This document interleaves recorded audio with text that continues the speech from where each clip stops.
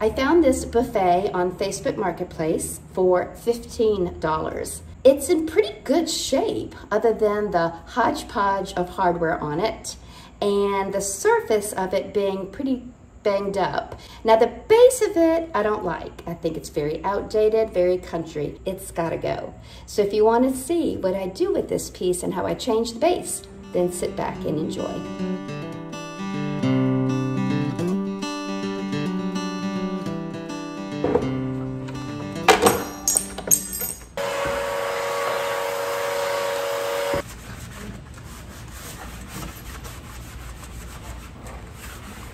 After studying the piece, I started to take out screws that were holding all of the ornamental pieces in place. That front panel was super easy to remove. The others, not so much.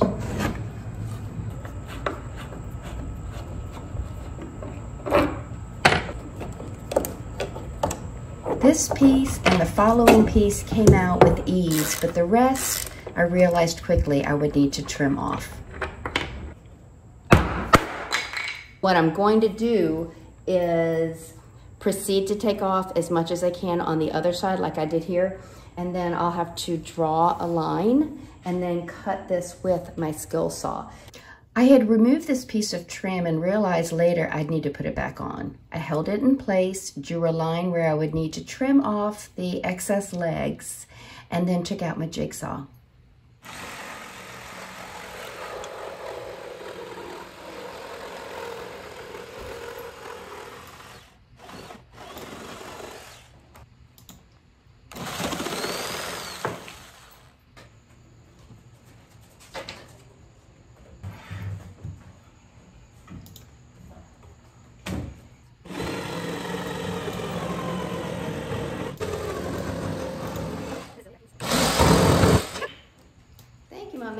So now the trim pieces will go back here. Right.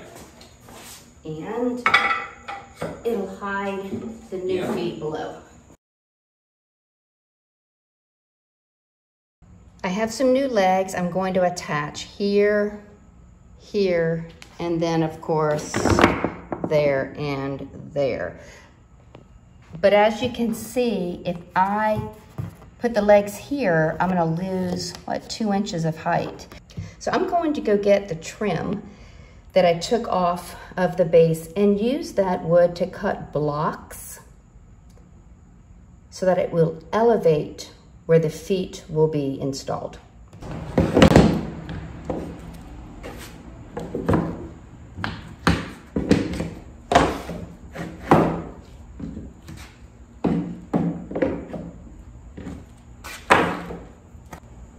First, I glued the blocks in place.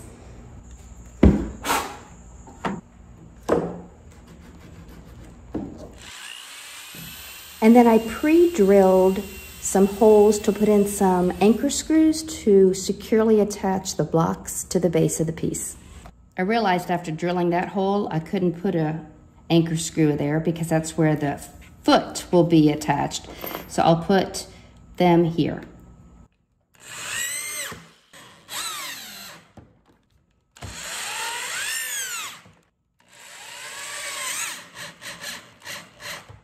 I drilled a large hole to sink in the fastener.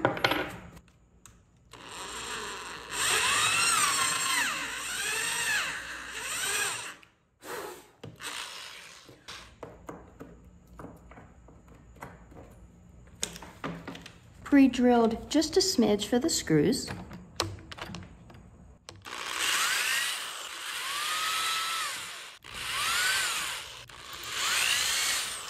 Then screwed the anchor into the piece.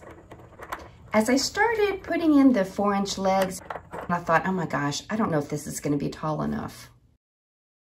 That's what I thought. These are 4-inch legs, and I don't think they're tall enough for this piece, especially since about 1 inch of it is lost underneath this piece of trim. So I ordered 6-inch legs too. I did add 1 more block for elevation. Oh yeah, much better.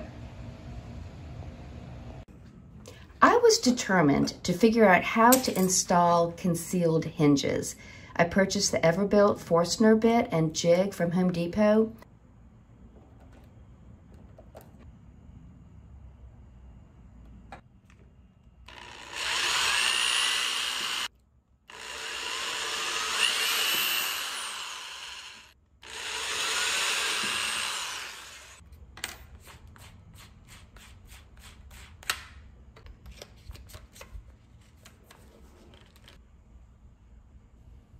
This was fun. I really had fun drilling the cavity for that hinge to sink into.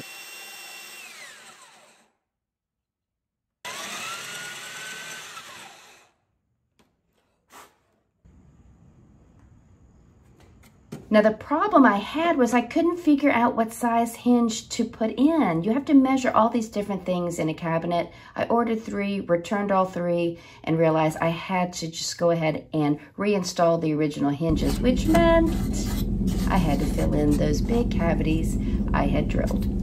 I ordered these wooden pegs and glued them in place because the areas where I needed to drill for the original hinge were right there at the edge of what I had drilled out there. You see where I filled that wood putty? That's where I had to drill. And I wanted to make sure I was drilling into primarily wood, not Bondo.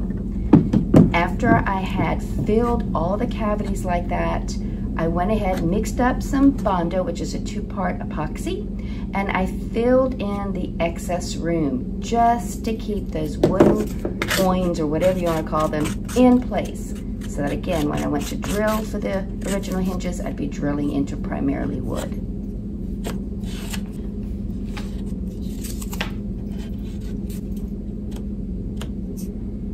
Since I think I'm leaning toward knobs, I'm going to go ahead and fill these existing hardware holes with some Bondo. There are lots of dings, but also brad nail holes that were never covered when this piece was built. So I'm going to go ahead and fill those in. Then I mixed up some Durham's water putty to a thin, paintable consistency so that I could paint it across the top to fill in all those scratches and dings. When it dried, I started to sand, and you're going to see where the water putty filled in those divots. This way, when I prime and paint, the surface will be smooth. Then I proceeded to sand all of my repairs before switching to a 150 grit pad to scuff sand the whole piece.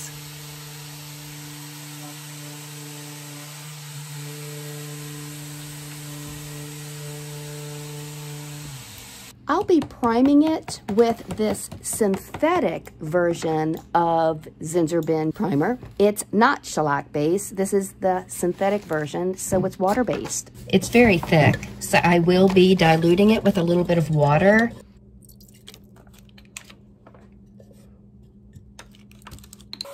I tested the spray pattern first and then started to prime the drawers and cabinet.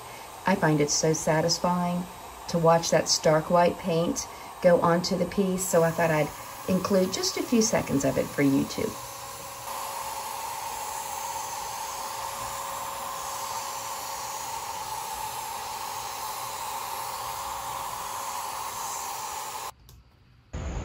It's been a couple of hours, and definitely there's bleed through. Kind of hard to see with the sun flickering on it, but you can see. Let's see what happens with a second coat. 2 coats of primer did the trick, so I was ready to paint. I used my favorite warm white, which is a color called Ivory Dust. I sprayed on 2 coats. I even spot sprayed some areas with a 3rd coat. And then I sprayed on a total of 3 coats of this polyurethane. Now this piece was totally transformed. I think it looks beautiful, but I'd love to know what your thoughts are. Leave me a comment below, and if you haven't yet, subscribe to my channel and give me a thumbs up. I would really appreciate that. I look forward to reading your comments.